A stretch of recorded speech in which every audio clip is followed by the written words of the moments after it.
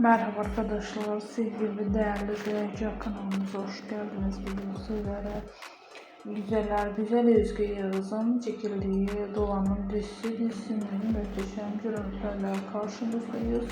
Doğan'ın dizisinden olan yeni görüntüler umarım beğenirsiniz. Başrollerde Yaman'la partnerlik yapan başarılı oyuncumuzun yeni özel görüntüler devamı gelmesi istiyorsanız kanalımıza abone olmayı unutmayın.